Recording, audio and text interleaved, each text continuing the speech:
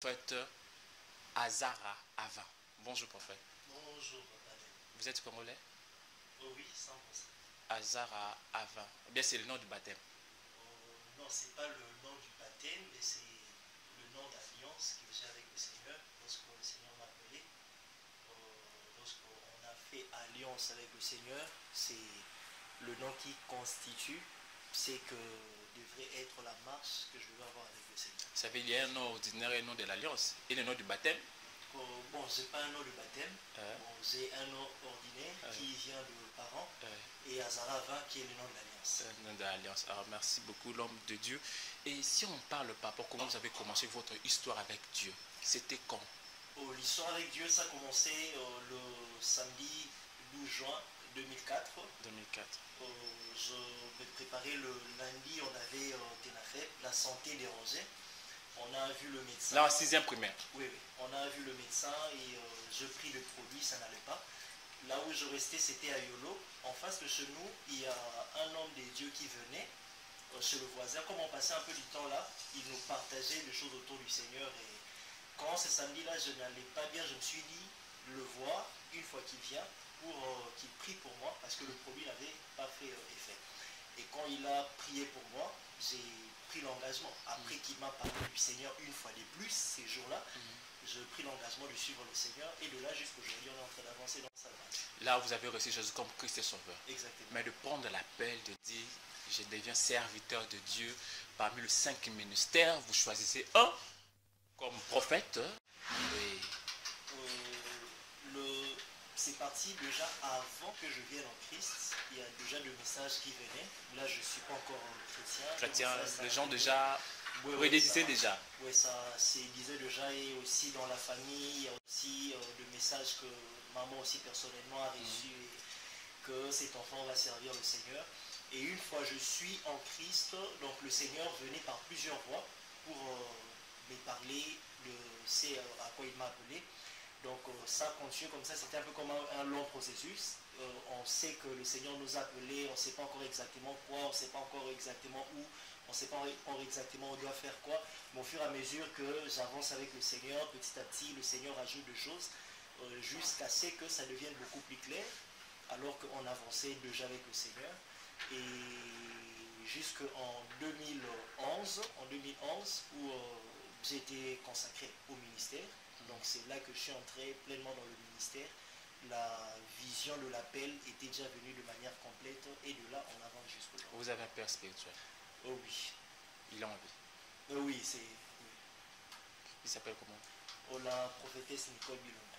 La prophétesse Nicole Bilonda. L'homme de Dieu, aujourd'hui nous allons parler d'une thématique très importante. C'est pour les enfants de Dieu aussi. Et surtout aussi la République démocratique du Congo, avec aussi les païens. Et c'est la particularité. Comment faire pour réussir cette année? Le 31 décembre, le veillé, la nuit de prière, beaucoup de déclarations, beaucoup de promesses. Dieu m'a dit, je serai la tête, non la queue. Demain, Nzamba va bien revoyager dans le mois de mai. Nzamba, Dieu a dit ceci. Mais ça arrive que, comme le 31 décembre 2024, prophétie, ouane kokisa mite, mais baksinga mususu, na côte na 2025. Au moins 2025, si et kokisa mite, baksinga soit 2026, la déclaration 2010 et quand nous soutient en 2024 aujourd'hui. En tant que vous, serviteur de Dieu, vous avez pratiquement 5 minutes nous expliquer comment faire pour réussir cette année, surtout le chrétien. D'accord, merci papa Dani. Il y a bien de choses à dire. Je prendrai juste quelques éléments très rapidement par rapport au temps qui m'est donné. Déjà, c'est important de savoir lorsque Dieu parle, ça ne s'arrête pas là. Il y a de ces choses, lorsque Dieu dit, ça demande aussi la participation de l'homme.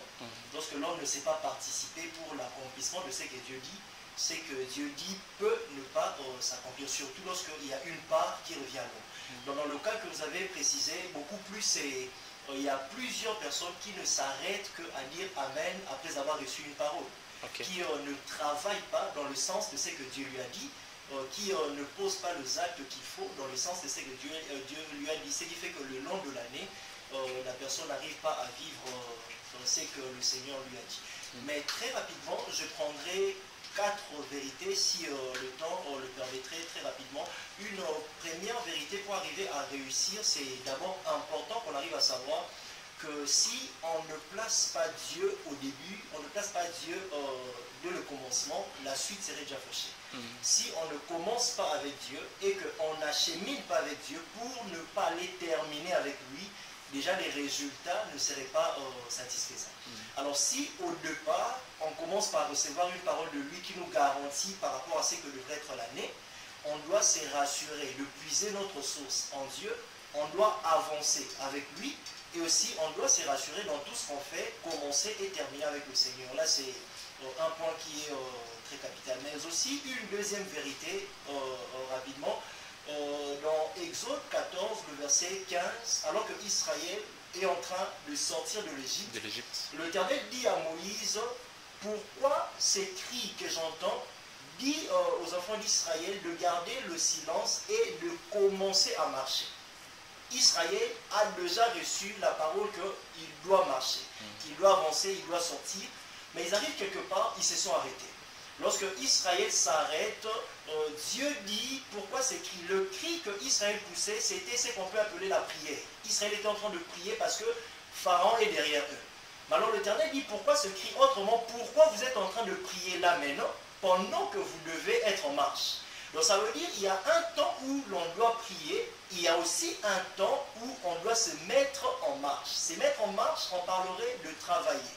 Lorsqu'on reçoit ce que Dieu nous a dit par rapport à une année, ça demande certainement qu'on arrive à prier, qu'on arrive à pousser le cri, si ça doit être en termes de cri, mais à un moment ça demande qu'on arrête de pousser le cri, qu'on se mette à travailler. Si on ne travaille pas, c'est que Dieu dit qu'on arrive à quitter l'Égypte, ça ne se réaliserait pas. Ce n'est pas Dieu qui ferait marcher les enfants d'Israël. Dieu est avec eux, il est en train de les accompagner, mais c'est eux qui doivent fournir le fond de marché.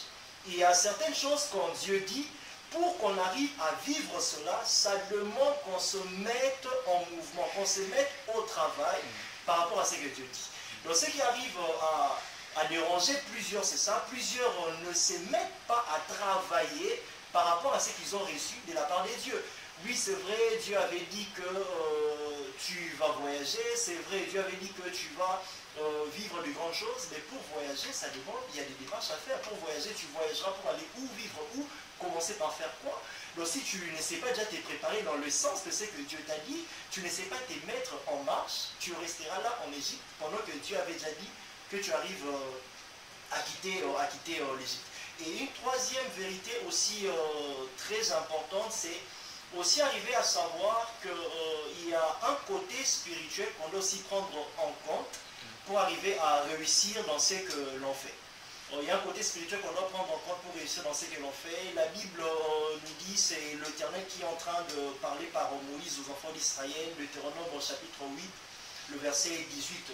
Il est en train de rappeler Israël, lorsque vous entrerez dans la terre promise, vous mangerez, vous serez rassasiés. Il dit toutes les bonnes choses qui vont vivre. Souviens-toi de l'Éternel qui t'a donné la force d'acquérir toutes ces choses. Alors, c'est important de savoir, pour qu'on arrive à réussir, on a nécessairement besoin d'un soutien spirituel, au-delà de tout ce qu'on peut faire. Parce qu'à certains niveaux, la connaissance qu'on peut avoir ne suffit pas. À certains niveaux, le contact qu'on peut avoir, ça ne suffit pas. À certains niveaux, la connexion, ça ne suffit pas. Ça demande nécessairement qu'il y ait une touche spirituelle qui nous facilite les choses, qui nous permette de pouvoir avancer mieux dans une certaine direction. Alors, lorsqu'on néglige le côté spirituel, alors qu'on est en train d'avancer le long d'une année, on peut arriver à rater une bénédiction, on peut aussi arriver à rater son année, cela est important. Alors, le côté spirituel, c'est la bénédiction qu'on reçoit de l'Éternel. Je parle juste dans le cadre de ceux qui sont enfants des dieux. La bénédiction qu'on reçoit de l'Éternel. Et rapidement, c'est important de savoir, Papa Dani, que lorsque l'Éternel nous accorde sa bénédiction, la force pour avoir les résultats qu'on doit avoir sur terre, ça nous permet d'avoir en premier lieu sa faveur. Lorsqu'on a la faveur des dieux, ça nous permet, ça nous facilite les choses. Ça facilite aussi certaines ouvertures. Ça permet aussi à ce qu'on soit accepté facilement dans certains milieux, même si on n'a pas tout le qualificatif qu'il faut. Mais c'est aussi important de savoir, Papa Dani, que la bénédiction des dieux, en rapport avec le travail, ça nous accorde la faveur, ça nous accorde aussi les opportunités. Parce que pour réussir, on a besoin d'opportunités. Ouais. Alors la bénédiction qu'on reçoit des dieux nous accorde aussi les opportunités, ça nous accorde aussi le connexion. On a aussi nécessairement besoin de se connecter à certaines personnes pour arriver à réussir. Et en dernier lieu, la bénédiction qu'on reçoit de l'Éternel, en rapport avec le travail qu'on fait, ça nous accorde aussi la sagesse. La sagesse est très capitale, sans quoi réussir, c'est vraiment très compliqué. Donc la sagesse, ça nous permet, au-delà de la connaissance qu'on a dans un domaine, de savoir comment appliquer cette connaissance dans le domaine où je me retrouve pour arriver à voir les résultats. Mais en dernier lieu, Papa Daniel, pour chuter rapidement, c'est aussi important de savoir que la réussite selon Dieu, ce n'est pas la réussite selon les hommes. Pour qu'on réussisse une année, on doit réussir l'année selon Dieu. Ça veut dire quoi? Les résultats que je suis censé avoir le long de l'année doivent être conformes avec la volonté que Dieu a pour ma vie le long de cette année. Ça doit arriver à participer, à contribuer, à travailler pour la réalisation de dessein de l'Éternel sur terre. Parce que chacun d'entre nous est sur terre pour un but, c'est Dieu qui nous a envoyés. Alors tout ce que je vis et le résultat que j'ai, ça doit faire en sorte que les buts pour lesquels Dieu m'a envoyé sur terre arrivent à se réaliser. Mais si ça ne répond pas à ça, quel que soit le prouesse que je fais ou les acclamations que je reçois des hommes, devant Dieu, je n'ai pas réussi. Donc c'est important, alors qu'on veut réussir le long de l'année, qu'on travaille de manière à réussir selon Dieu, pour que nos résultats arrivent à travailler pour l'accomplissement des desseins de l'Éternel dans notre génération. Vous avez, si je vous ai bien écouté, vous avez parlé 4 éléments. D'abord, il faut commencer avec Dieu. Vous avez parlé sur de marcher, déjà d'équité. Et deuxièmement, vous avez parlé sur la réussite de Dieu par rapport à vous. Et ma question ici sur la première partie de marcher avec Dieu, de commencer avec Dieu. Le 31 décembre, le 1er janvier déjà, on commence l'année avec Dieu. Tout le monde met l'action de grâce. Offrande de dédicace de l'année. On sacrifie notre année déjà à Dieu. Si vous remarquez que tous les orateurs, mes prières révélées, Dieu, cette année, ça, on consacre déjà l'année. Mais qu'est-ce qui arrive que cette année, ça soit tellement difficile pour nous? On pense que Dieu voulait faire d'abord se passer dans cette année, l'année des épreuves ou comment? Merci Papa Dani. D'abord, en premier lieu, commencer avec Dieu, ça ne suffit pas. Donc on doit commencer avec Dieu, ça doit nous conduire à marcher avec Dieu, à cheminer avec lui. Si il est la source, c'est la source qui arrive à caractériser ce que doit être la rivière. Oui. Donc si il est la source et qu'on ne sait pas avancer avec lui, ça devient beaucoup difficile. Mais d'un autre côté aussi, c'est important d'arriver à savoir qu'avec Dieu, tout n'est pas toujours rose. Donc ça ne veut pas dire que parce que Dieu tout n'est pas rouge, il a pris à ma place, nous sommes de plus que vainqueurs. Mais oui. Comment nous sommes de plus que vainqueurs? Il faut qu'on pour prendre quelque chose, il faut prendre beaucoup de difficultés. Certainement, d'abord, le Seigneur dit que celui qui veut me suivre doit se charger de sa croix. C'est au niveau de la croix de Golgotha qu'il a pris notre place et il s'engage sur la voie du sacrifice. Pour que maintenant, une fois qu'on avance avec lui, que chacun se charge de sa croix. Donc il y a une part de sacrifice que chacun doit mener, vivre au quotidien pour arriver à réussir et avancer mieux avec le Seigneur. D'un côté. Mais d'un autre côté aussi, Papa Dani, le Seigneur prend toujours soin, alors qu'il a investi quelque chose dans la vie d'une personne, alors qu'il fait un investissement dans une personne, il prend toujours soin de préparer la personne. C'est au travers le temps dur, les temps compliqués, les temps de crise, les temps d'épreuve, que Dieu arrive à nous préparer. Parce que si on n'est pas suffisamment préparé pour vivre tout ce que Dieu nous a dit, la gloire que le Seigneur va nous donner risquerait de nous écraser. Ça veut dire que c'est important qu'un enfant de Dieu passe à l'épreuve. Exactement. Et c'est très important et c'est très capital. Lorsque Dieu arrive à oindre David, ce n'est pas au même moment que David devient roi. Il a pris plusieurs années après pour devenir roi. Parce que après que Dieu ait oint David, pour nous, c'est Dieu a dit le 31 décembre, il faut qu'il commence maintenant à te préparer par rapport à tout ce que tu dois vivre le long de l'année. Est-ce que le temps de la préparation de l'épreuve va durer? La durée, ça dépend de Dieu, d'un côté, parce que c'est lui le maître, c'est lui le souverain, mais d'un autre côté, ça dépend aussi de la personne qui traverse les épreuves. Okay. Lorsqu'on n'apprend pas des épreuves par lesquelles Dieu nous fait traverser, on va rester sur ces épreuves et on va continuer à vivre la même réalité difficile. Okay. Mais lorsqu'on apprend, on tire de leçons, on reçoit facilement les enseignements que Dieu veut qu'on reçoive, ou on se laisse modeler, prendre la forme que Dieu veut nous donner au travers des épreuves, Et là, très facilement, le Seigneur nous semble là. D'un côté, ça dépend des dieux, mais de l'autre côté, ça dépend aussi de la faculté qu'a la personne qui passe par les épreuves de se plier par rapport à la volonté de Dieu. Est-ce que les épreuves prennent aussi le temps de 2 ans, 3 ans, 4 ans? Oui, il y a de ces personnes qui ont connu des épreuves de décennies. Ça arrive, ça arrive. Mais il y a des gens, ils connaissent des épreuves, Père Souka Koufi, il n'a pas vécu la gloire ou le prophétie que Dieu l'a donné. Est-ce que ça arrive aussi par rapport aux enfants de Dieu? Oui, ça peut arriver. Ça peut arriver dans la mesure où peut-être la prophétie exigeait que la personne fasse quelque chose. Que la personne arrive à se mettre en travail d'une certaine manière et que la personne n'a pas compris. Parce que c'est que Dieu dit, il le fait toujours. Mais lorsque c'est que Dieu dit, ça demande la participation de l'homme. À ce moment-là, l'homme a l'obligation de faire sa part pour voir la part de Dieu se réaliser. La part de l'homme, ça sera comment quoi? La part de l'homme, lorsque Dieu nous dit qu'il enverrait la pluie de l'arrière-saison, c'est une promesse dans les Écritures, il enverrait la pluie de l'arrière-saison. La pluie vient, le Seigneur nous dit dans la Bible qu'il donne le pain, il donne le pain pour celui qui doit manger, il donne la sémence au semeur. La pluie vient pour donner d'un côté la nourriture, pour nous permettre de manger, mais de l'autre côté, la sémence. Mais si la personne ne sait pas préparer la terre, cette pluie ne serait pas une bénédiction. Malgré que Dieu a promis la bénédiction par la pluie. Donc le travail de l'homme, en rapport avec cette prophétie, c'est de commencer à préparer la terre, de labourer, de placer une sémence, et lorsque la pluie vient, elle fait croître la sémence. Et à ce moment, on va passer à l'étape de la moisson pour vivre des grandes choses maintenant. Mais lorsque l'homme ne sait pas comprendre que dans ce que Dieu m'a dit, je dois labourer la terre par rapport à ce domaine de la prophétie que j'ai reçu, cette personne peut passer à côté. Parce que Dieu enverra la pluie, mais ça ne serait pas à la pluie de placer la sémence sous terre, ça ne serait pas à la pluie de labourer la terre, ça ne serait pas à la pluie d'enlever de mauvaises herbes, c'est la responsabilité de l'homme. Malgré que Dieu a parlé, l'homme a sa responsabilité et il doit se tenir sur ses responsabilités pour voir ce que Dieu a dit quand le temps serait accompli. Mais quelle attitude que les enfants de Dieu peuvent amener quand ils traversent des épreuves, dit que ça c'est l'épreuve de Dieu parce que ma gloire est déjà bientôt. Et ça je ne comprends pas parce que souvent quand un enfant de Dieu passe à l'épreuve, commence déjà à acquiser, Seigneur tellement tu m'as trahi, c'est ça, c'est ça. Déjà beaucoup de gens perdent l'espoir. Même la femme de Job a dit à Job,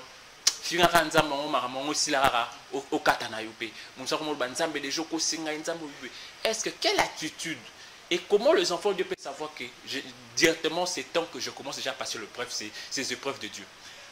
D'accord, merci Papa Dani, la question est vraiment très capitale. Ce qui nous permet facilement pour savoir sur ce qui concerne les épreuves, que ça vient de Dieu et tout, c'est le lien qu'on a avec le Seigneur. C'est le lien qu'on a avec le Seigneur.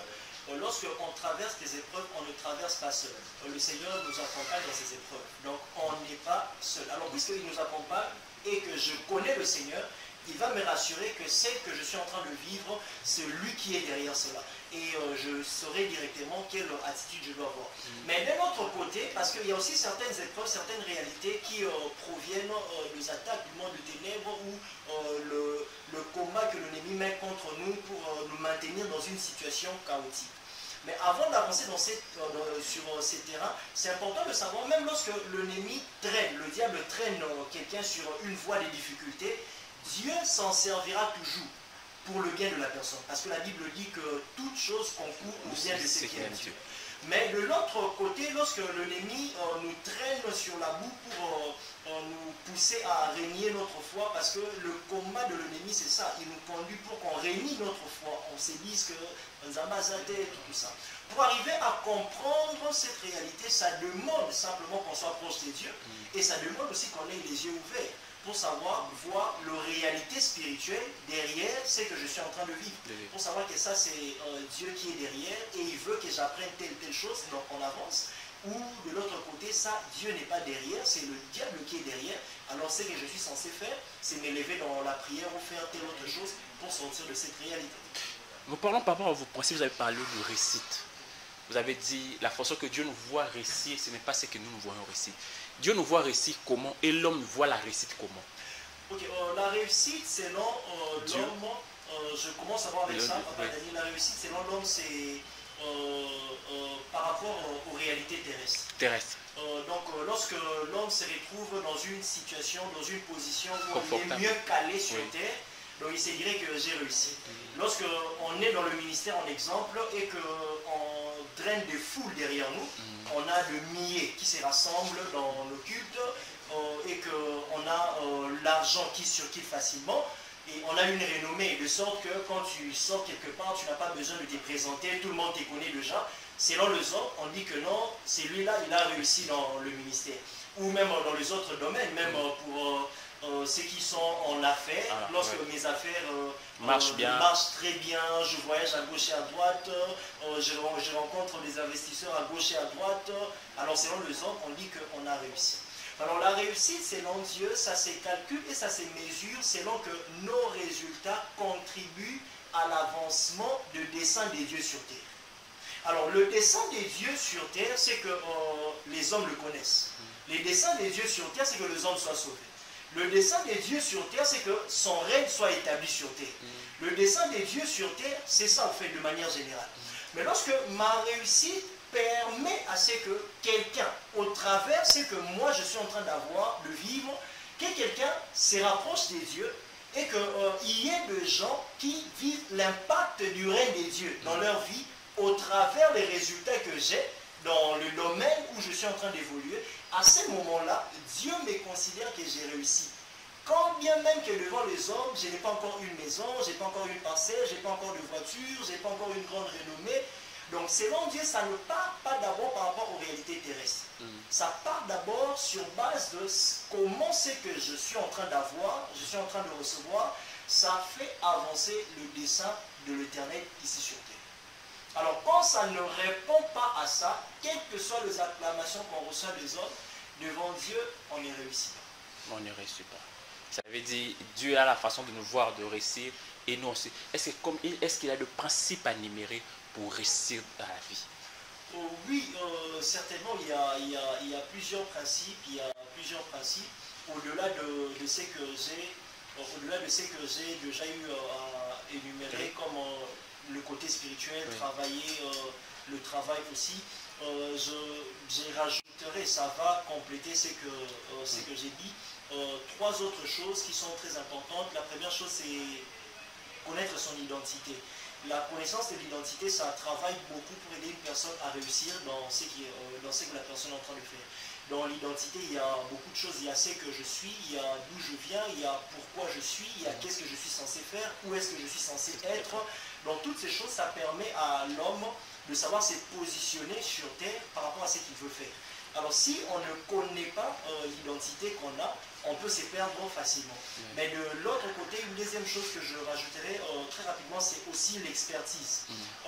Il y a beaucoup de généralistes et très peu de spécialistes, mais nous le savons déjà très bien que ce sont des spécialistes qui ont plus de résultats et qui ont plus de renommée que les généralistes. Donc, pour le domaine où tu es, tu dois faire de ton mieux, d'apprendre davantage pour devenir expert du domaine où tu veux réussir. Donc, passer par l'apprentissage, c'est frotter aux autres, parce qu'on dit que le fer aiguise le fer.